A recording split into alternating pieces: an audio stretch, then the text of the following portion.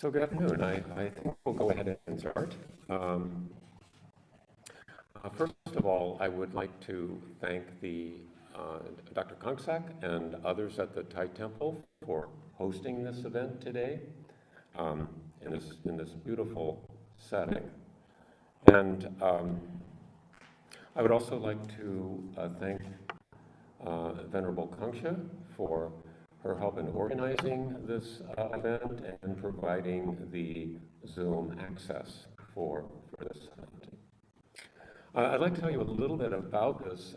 This is one of 4 events that occur sponsored by the Buddhist Council each year. The Buddhist Council includes a number of Buddhist organizations in the St. Louis metropolitan area, and every spring we have an event focused on. This year, we might want to just go back to the basics and ask, well, what is engaged Buddhism? And how does one practice it here and now, in this place and this time? So those are the questions we're going to be exploring this afternoon.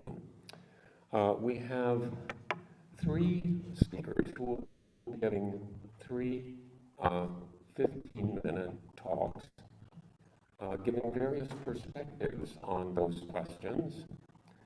And I'll introduce them all at the beginning so that we can just keep the flow going as we get started. Our first speaker is Gabriela Dural, who is by profession a teacher, and she currently teaches Spanish at Brentwood High School. She is also a Dharma teacher associated with Midwest Moon Sangha, which meets in Webster Groves. And she will be talking, her topic will be Engaged Buddhism Starts Within. Our second speaker is Dr. Rosan Yoshida, who is founder and abbot of the Missouri Zen Center, also in Webster Groves. And he will be speaking on the topic Buddhist practice solving global problems. Our third speaker is Reverend Daigaku Rumi, who is the teacher at Confluence Zen Center in the city of St. Louis, right near the Maplewood border. And Daigaku will be talking to us about of everyday engagement. Following the 3 talks, we will have an activity for which you can give little pads of paper and pencils that will be led by Gabriela Dural. And we'll get into that, and then we'll see how things go with that. And then at the end, we will have a dedication by Dr. Kongsak Temperature, as is usual at these occasions. So without further delay, we'll go ahead and start with the first speaker.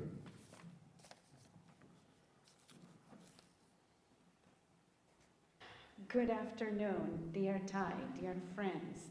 Thank you for inviting me here. I would like to share a short story with you. And first of all, I am so honored that my mentor is watching what I'm saying, because I am an aspirant for the OI, Order of Interbeing. Thank you, Lori. I would like to share a story with you.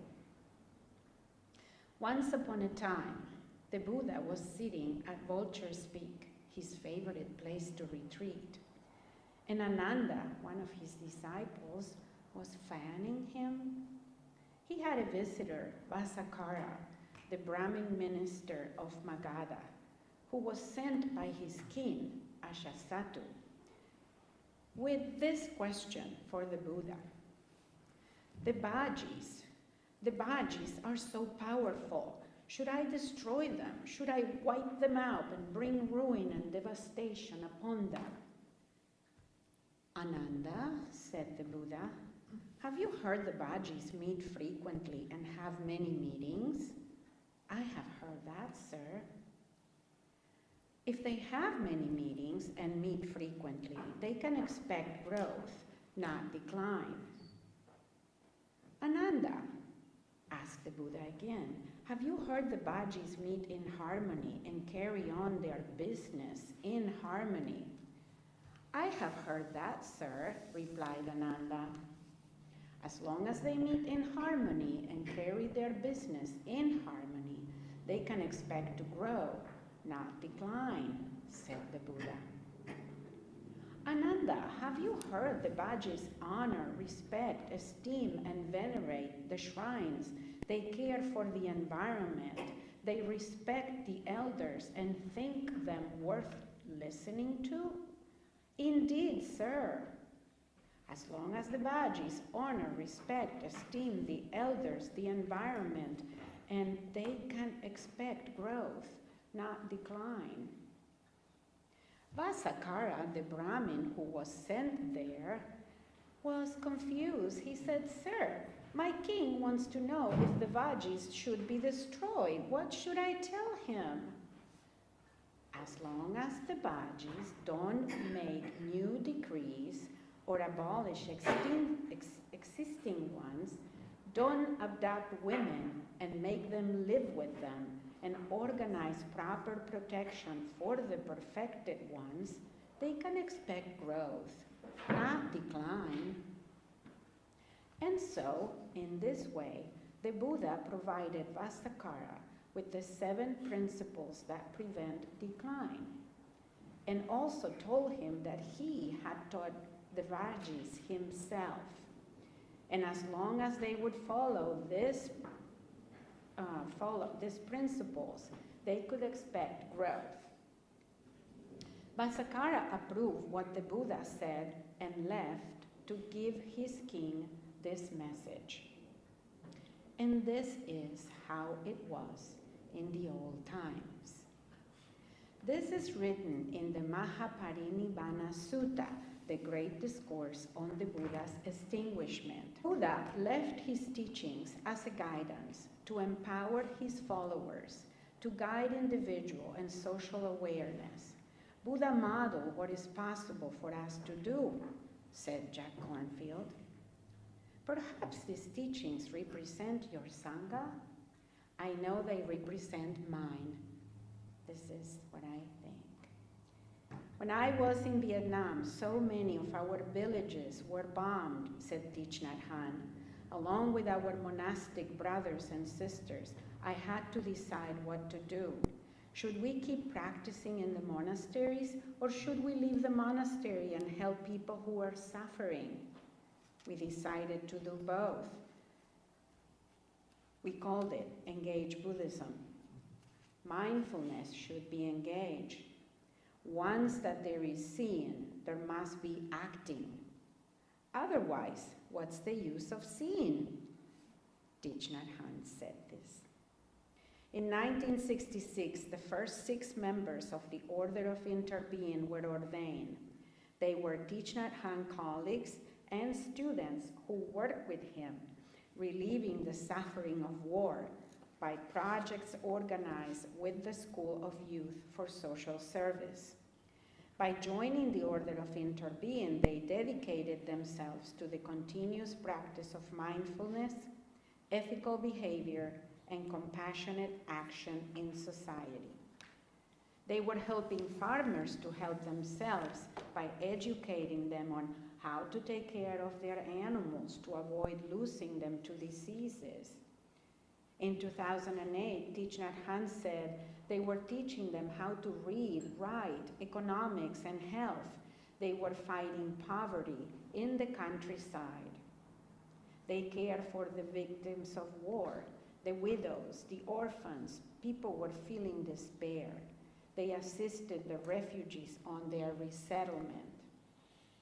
These social workers were reducing inequality and injustice, fighting for freedom and democracy. They had compassion in their hearts, compassion in action. The Order of Interbeing supports these actions. The Order of Interbeing aspirants contemplate the 14 mindfulness trainings. They are the essence of the Buddha's teachings, and they outline the way of practicing harmoniously in community. And those 14 are: number 1, openness. Number 2, non-attachment to views. Number 3, freedom of thought. Number 4, aware of suffering. Number 5, compassionate, healthy living. Number 6, taking care of anger. Number 7, dwelling happily in the present moment. Number 8, true community and communication. Number 9, truthful and loving speech. 10, protecting and nourishing the Sangha. 11, right livelihood. 12, reverence for life. 13, generosity. 14, true love. Because Thich Nhat Hanh was exiled from Vietnam, there were no ordinations until 1981, and there are now more than 2,000 Order of Interbeing lay practitioners and more than 250 monastics outside Vietnam. Engaged Buddhism can be practiced anywhere, says Thai, taking a shower, driving to work, at school. When you set an example, you are already helping others. It is like you are the beautiful tree in the front yard, handling strong winds with strength. So, how do all these transfers to the present moment? Wake Up Schools provides educators, administrators, teachers, and counselors with the support they need to be exemplary role models at school. Happy Teachers Change the World, a curriculum created by Thich Nhat Hanh, inspires teachers to, first, take care of themselves, learn the practice, and gain insight. Second, share and practice with the school. And third, give to the community by practicing and volunteering in the community. There are currently 2 sanghas that meet every month in the US. One is the Happy Teachers Sangha of the Americas, and the other one is the European Happy Teachers. In these meetings, administrators, teachers, staff of school members share and learn from each other. I am personally involved with these 2 sanghas and apply the knowledge I gained through Midwest Moon Sangha and Happy Teachers Sangha to practice with my students and colleagues at school. Practices like flower watering, begin anew, mindful eating, meditation, yoga, all of those have improved the academic performance of my students and colleagues, as well as reduced their anxiety. At Midwest Moon Sangha, we partner with Missouri River Relief and join their efforts to keep the Missouri River clean. I rescued a raccoon yesterday, by the way. Other Sangha members have organized nature walks to practice walking meditation in nature. They have also organized to assist low-income families during the holidays to be able to purchase presents for their loved ones. Sister Peace, one of our Plant Village nuns, work at the Shelby County Juvenile Detention Center, teaching mindfulness to the children in jail in Memphis, Tennessee. We have organized Day of Mindfulness so practitioners can access the knowledge from Dharma teachers, Zen masters, nuns or monks from Plum Village monasteries. Most of our members attend retreats at different plant village locations. Some of them have gone to Vietnam and France. We also contribute with Dana to the overall plant village organization. Engaged Buddhism begins within. It is everybody's business, at school, in jails, taking care of the rivers. So how would our community, neighborhood, country, world work if we follow the 7 principles that prevent decline or the 14 mindfulness trainings based in compassion in action? How would it be if everyone practiced what the Buddha taught, what Tai taught? Maintaining meetings in harmony, respect and maintain the temples and the environment, care for elders, needy, respect all beings, respect the regulations and votes, provide nourishment and support for knowledgeable ones so they can assist others in search of knowledge and growth. And so, my friends, I do thank you for listening. This is the end of my story for now. With gratitude, bow out. Flowers blooming, the world is arisen.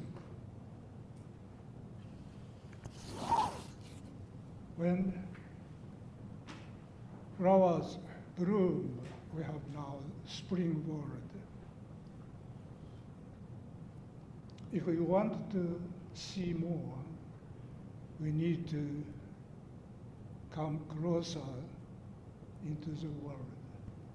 If we want to have a better world, we need to nourish more flowers and take care. The Buddha said, to be born as a human being is like a blind turtle living at the bottom of the ocean, coming up to the surface of it once in 100 years, and stick its head into a hole of blind floating log accidentally. That happened scarcely, very rare.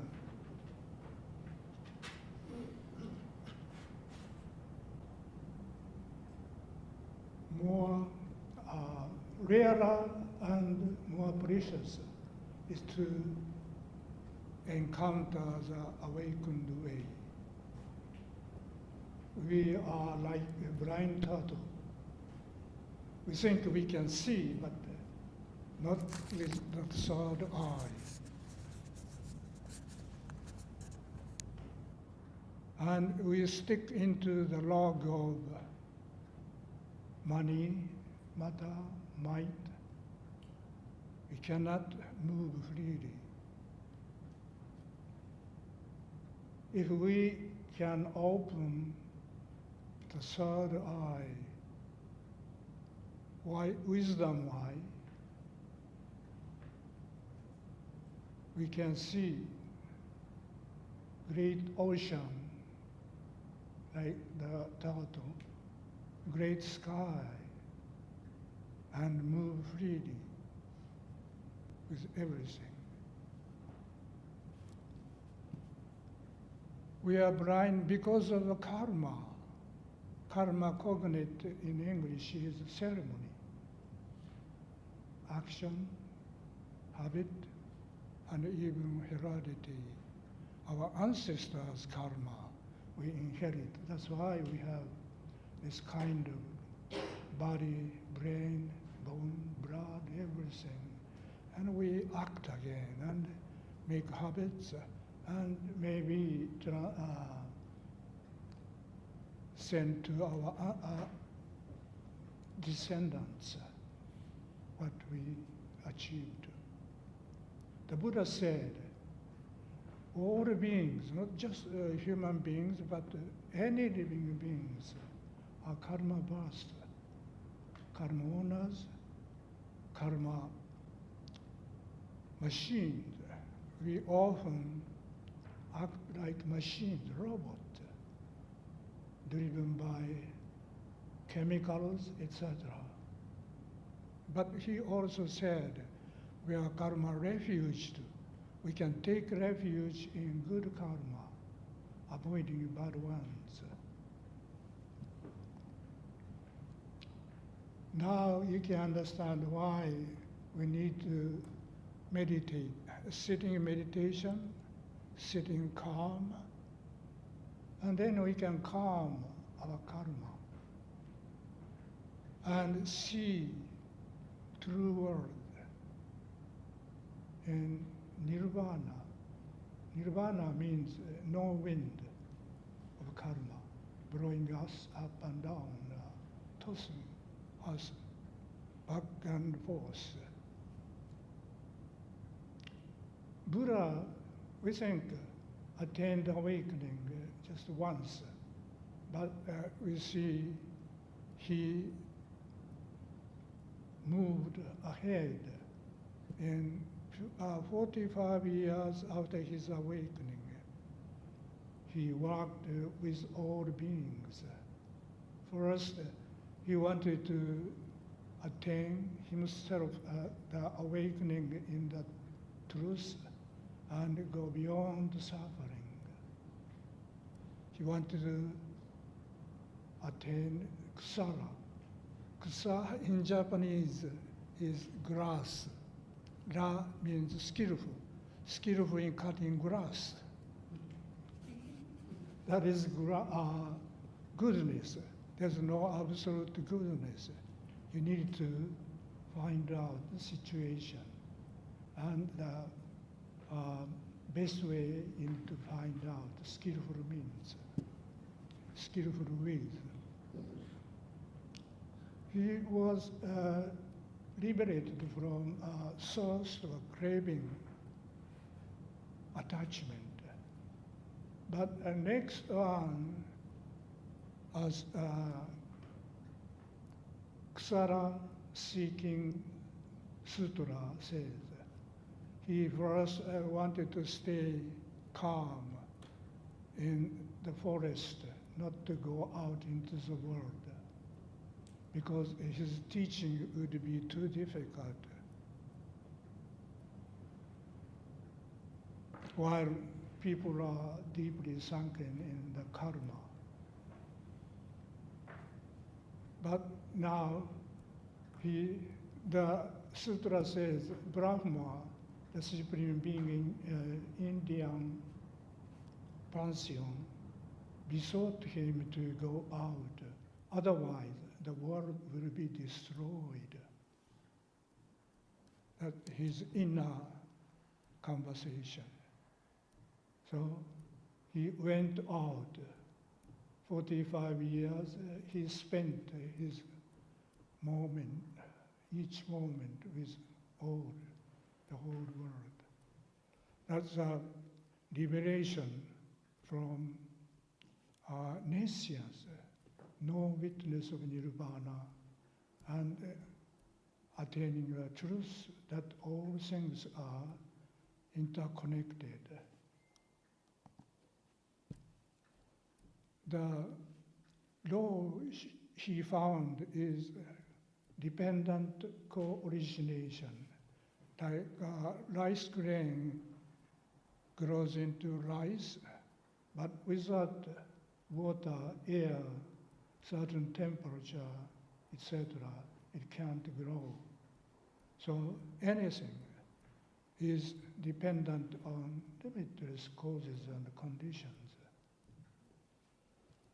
To illustrate our life, he provided us the Baba Chakra, becoming, we'll see later on, usually with 12 limbs. But here, Nagasena wrote this maybe abridged one in 6 limbs. Here, see, here. Oh. Our when we touch the table, or it's smooth or cold. When we touch, no more tactile sense or consciousness or world. Same way when you close your eyes, no more visual world, visual consciousness. So this is the start of our world. Then we feel good or bad. If good, we want more. Then we act upon it. We want to touch, we want to open our eyes, etc. Then it goes on. This is called Bhava Chakra, becoming. Sometimes becoming hungry ghost or fighting devil or hell beings, etc. This is the most well-known 12-limbed dependent co-origination. This is maybe easier to see. Here, top part, as we saw, explains how our consciousness, our world, originate depending upon our sense organs and objects. The middle part shows how if we act upon this feeling, then it results in suffering, dukkha, long-going. And as we saw, desire or craving, thirst. When we are thirsty, shipwreck, we want to drink even seawater. That makes thirstier. And then we act upon it, oh, I want more. Then we need to act. That results in dissatisfaction. Even if we have enough, we may be too weak, too sick, too old to use it. That also results in suffering. The bottom portion tells how our so-called samsara shifting in life, becoming like a hungry ghost or fighting devil, hell being, etc., and get involved in suffering. When we find our body, we think, oh, this is my body, my property. Then we identify, oh, this is me. Then we get into becoming process, becoming old, becoming sick, etc. There is a 10-limbed one. Here you see yellow highlighted 2 limbs lacking. Here, formation means our physical, verbal, and mental action from our ancestors, such as this body and brain, etc., and present action. This is so important. As we saw, we are karma being. And nescience means no witness of nirvana, because we are moving animal. So we don't stop, we sit, don't want to sit. Looks like killing time. But only when we sit, calm down, calm our karma, we can witness nirvana, unconditioned peace, peaceful state, harmonious world. So we don't sit and become Buddha awakened. We make a lot of problems. We celebrate celebration, civilization, but it is the source of our problems.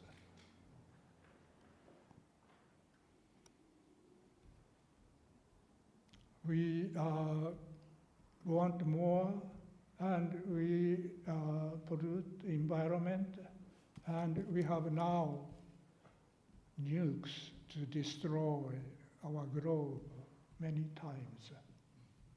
Now we have dictators and doing wars, and the doomsday clock is ticking. We are at 89 seconds before midnight.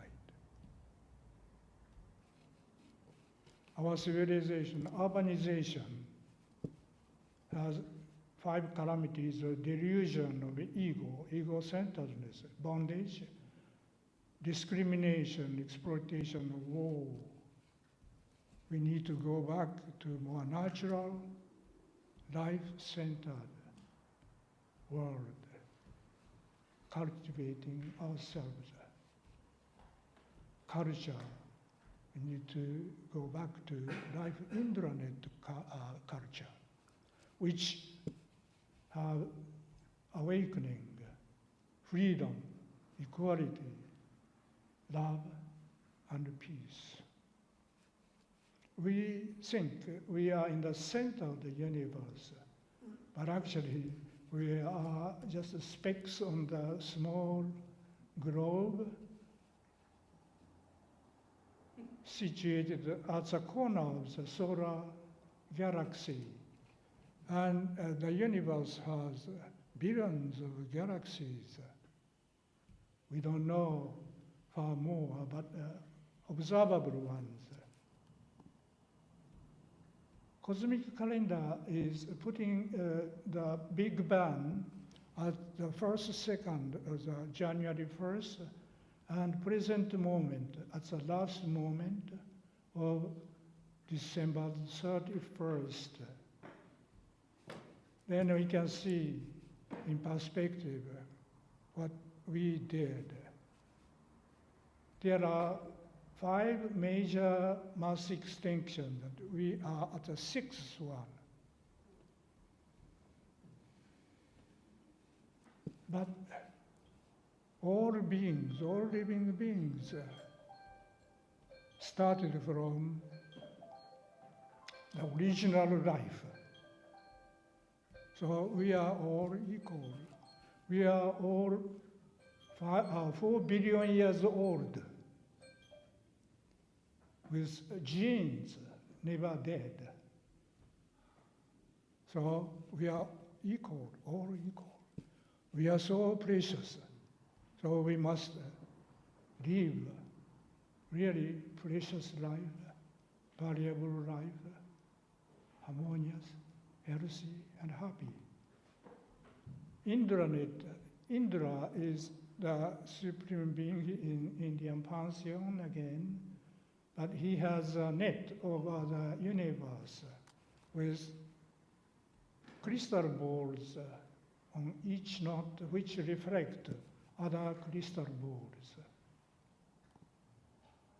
This is an illustration of how CO increase affect other things.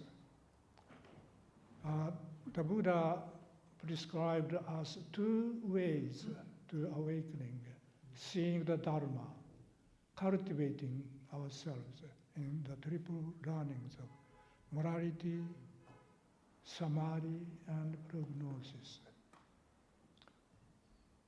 Morality, this is the essential ethic to keep our life in society harmonious, healthy.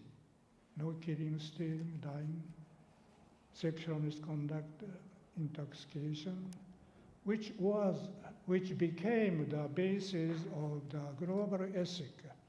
In 1993 in Chicago, more than 7,000 people gathered and issued this declaration for our global ethic, which stressed the 5 precepts: commitment to non-violation, etc.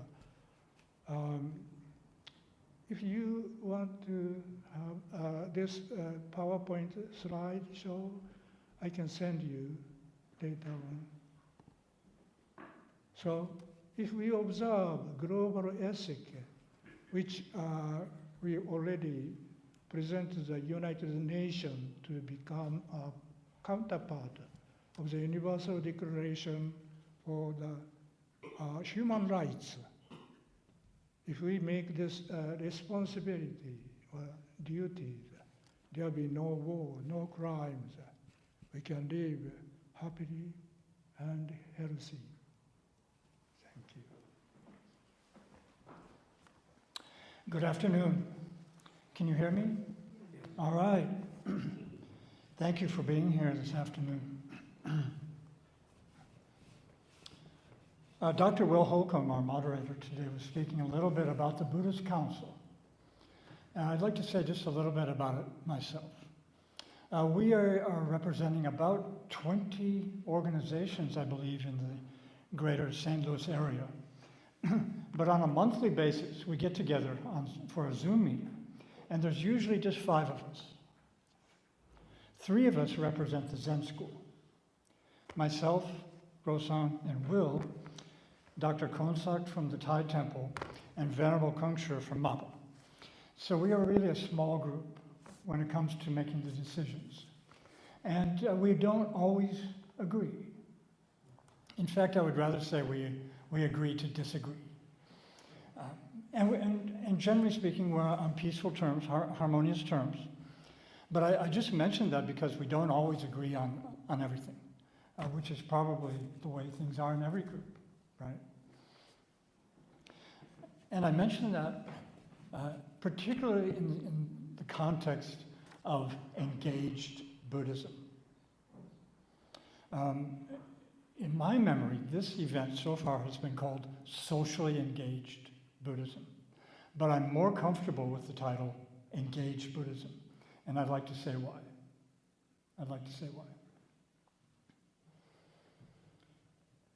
It's my understanding that all Buddhists, whether we're from the Thai Temple, from Maba, from the Zen schools here, we all trace the origin of Buddhism to the great enlightenment of Shakyamuni Buddha, some 2,500 years ago. We're all familiar with the story, and Dr. Yoshida has gone over part of it, but let me explain just a little bit how I see it. That Prince Siddhartha, a man who had everything in terms of what people, even today, in the 21st century, would like to have: family, wealth, power. Even though he had those things, they were not enough to help him resolve a question. And that question had to do with, what is the meaning of birth and death? Why am I here? What is the meaning of birth and death? And furthermore, the matter of suffering. How could he bring an end to human suffering? And he went through great hardship and suffering on his own to resolve those questions. First, he went off to practice with the forest monks, ascetic practice. We know the story. That did not work for him. Finally, he was compelled to go off on his own. Each of these steps would have been tremendously difficult. To leave his family, leave his countrymen, his responsibilities to his countrymen, and so on. Then, at a certain point, to leave behind his teachers in the forest, his comrades in the forest, and go off on his own. He would not have had a teacher at that point. But in the lineage that I come from, we're taught that he sat for 6 years underneath the Bodhi tree, wrestling with these questions. Finally, it came to the point where he was one with that question, those questions, the meaning of life and death. How could he bring an end to suffering? So the way I've always heard it explained was, it was almost as if he had wrung himself out like an old rag, such that he was one with the questions. It was no longer a matter of finding an answer. He was simply one with the questions. And so it happened. One morning, and traditionally in Mahayana Buddhism, we say that is on December the 8th, he looked up over the horizon. He saw the morning star. And at that instant, the light of the star and Shakyamuni Buddha became one.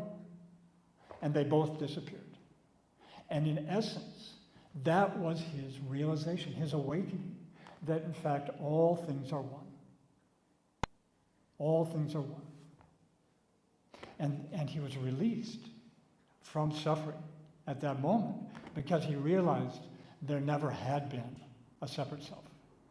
All along, he had been thinking, like nearly everybody does, that this is me, that there is a separate self, that suffers from birth, aging, illness, and death. But he realized in that moment, no, there never had been a separate self, and that these things we think of as sufferings are simply natural laws. We could call them the Dharma of themselves. And in so doing, he was released from suffering. And then he began to teach. At the time of his awakening, it's said in the Mahayana tradition that he said various things. One, he said, heaven, earth, and the self are of the same source. So everything is coming from the same source. I and all things are one, he said. So there's that idea, that teaching of oneness. And then he said, all human beings, past, present, and future, are endowed with the wisdom and virtue of the Buddha. All human beings, whether they know it or not, are endowed with the wisdom and virtue of the Tathagata. Blanket statement. And finally, at the end of the Heart Sutra, the sutra that we chant the most often at the Confluence Zen Center, the last phrase is left in Sanskrit, right? Gate, gate, paragate, parasamgate, bodhisattva. I've done it. I've crossed over to the other side. He had made it to the side where there's no suffering. But not only him, all sentient beings are also in that state of liberation. Blanket statement, including all of us in this room as we are. The only trouble, the only obstacle for us to realize that, as Dr. Yoshida was explaining, is our attachment to that sense of me. That somewhere in this thing we call the body and mind, there is somebody we call me. We're very much, we just make that assumption. Everybody does that. But the Buddha realized that's an illusion. It does not exist. It does not exist. I mention all of those things because there is a sutra in the Zen sect that begins with the statement, all sentient beings are essentially Buddhas. As with water and ice, there is no ice without water. Apart from sentient beings, there are no Buddhas. There are no Buddhas. So again, this is all of the sutras are really rephrasing the teachings of the Buddha. My teacher, in the way that he phrased it, said that all of the words we speak throughout the day are sutras. Typically, we think of the sutras as scriptures, teachings of the Buddha. The Nirvana Sutra, the Diamond Sutra, etc., the Dhammapada, and so on. But his teaching was all of the words we use throughout our day are sutras. All of the actions we perform during the day are the precepts. And all of our thoughts during the day are Zen. Just to give people an idea of what it would be like to be a Buddha. Imagine saying to your neighbor, good morning. Beautiful day today, isn't it?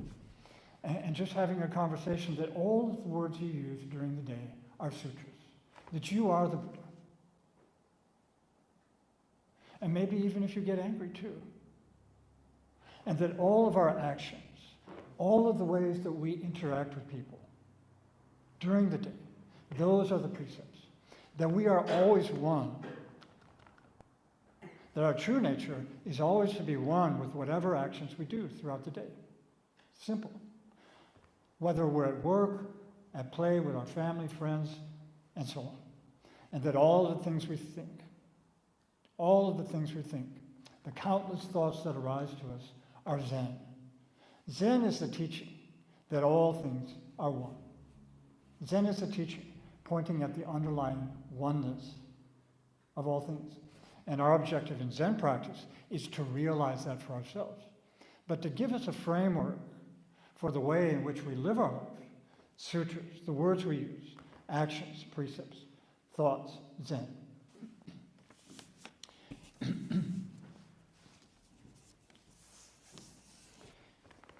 Buddhism is a lovely religion in my mind because of the great flexibility. At one time, India, Mother India, for 1,000 years, was a Buddhist country.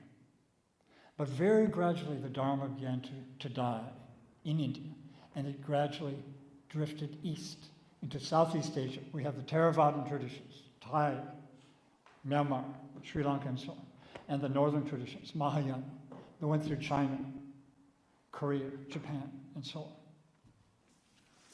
As Buddhism drifted through these and became absorbed in these different cultures, it took on slightly different flavors, shall we say, in the different countries.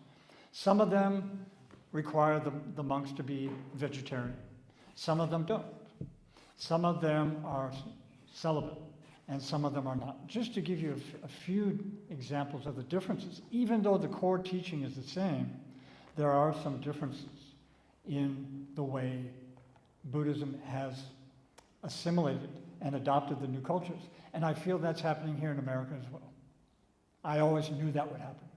Christianity, Judaism, and Islam to a lesser extent.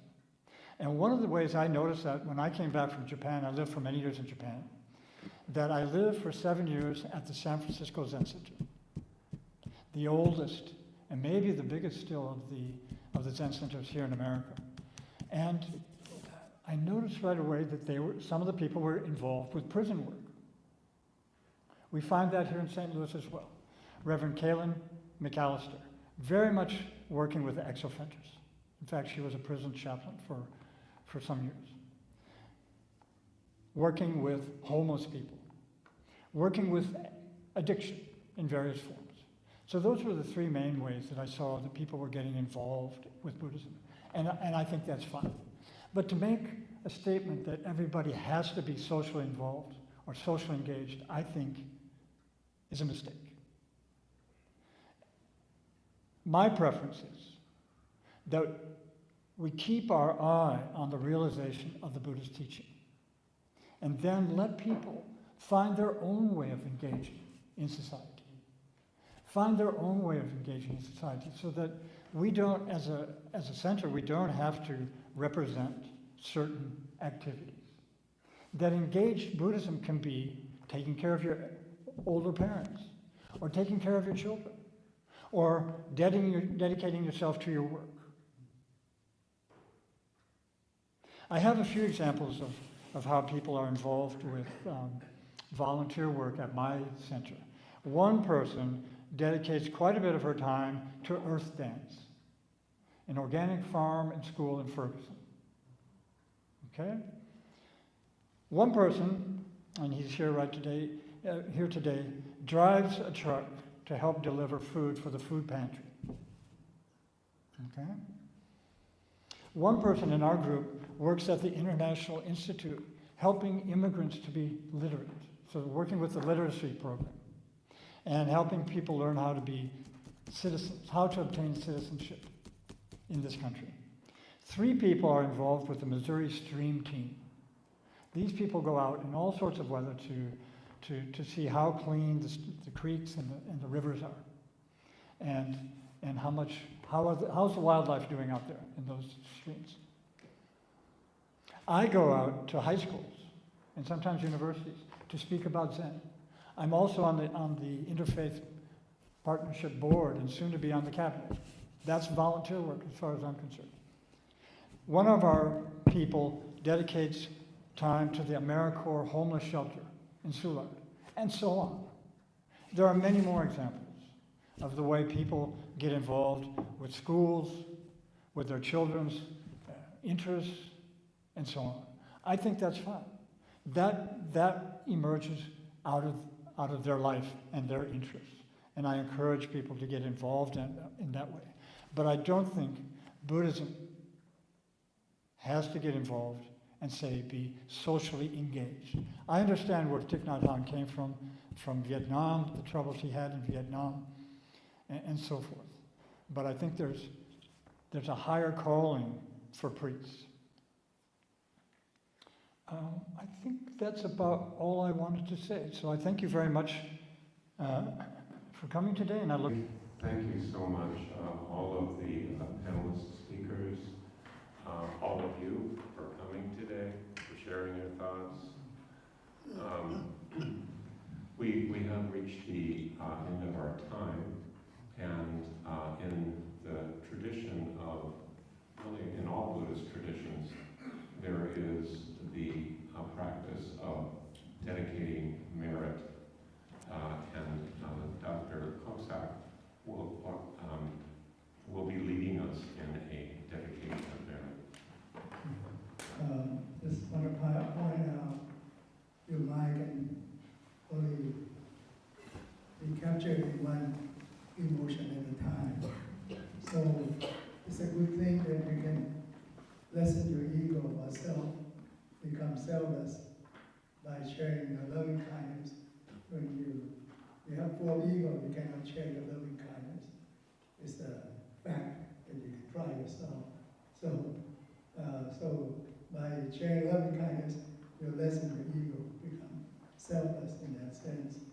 So the benefit of what we have done today is we should share our loving kindness to everyone in this world, every being, including yourself, so you can have a strong foundation, good base to continue doing good work, to find out the true self in you, to become selfless in nature. Let's do it together with your heart and mind. May I be happy. May I be free from stress and pain. May I be free from animosity. May I be free from oppression. May I be free from trouble. May I look after myself with ease. May all living beings be happy. May all living beings be free from animosity. May all living beings be free from oppression.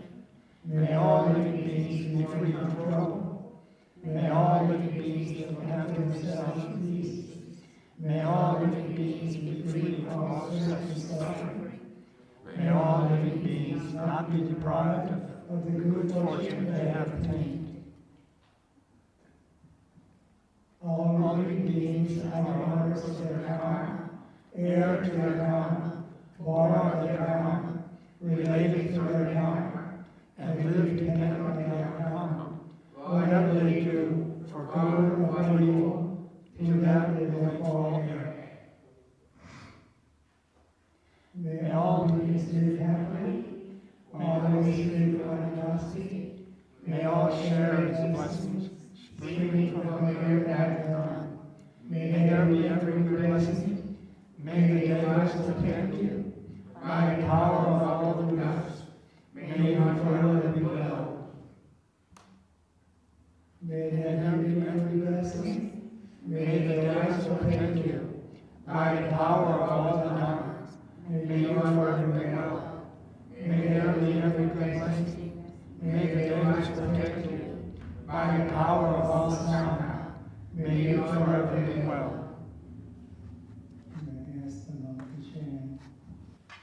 Yatha varivaha pura paripurinti sakhalang neva meva ito tinang petanang upakapati Icitang patitang tumang dipameva samitatu sape purentu sakapa Janto panalaco yatha manico tilaco yatha Diwa jantu sapalo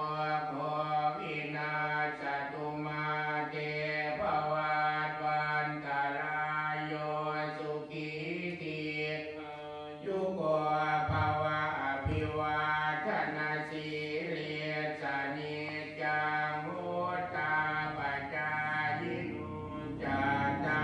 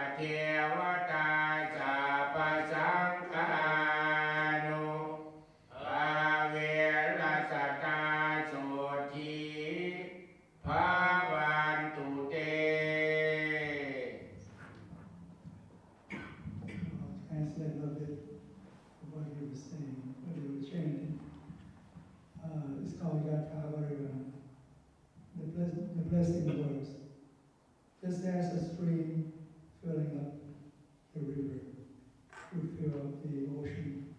Even so,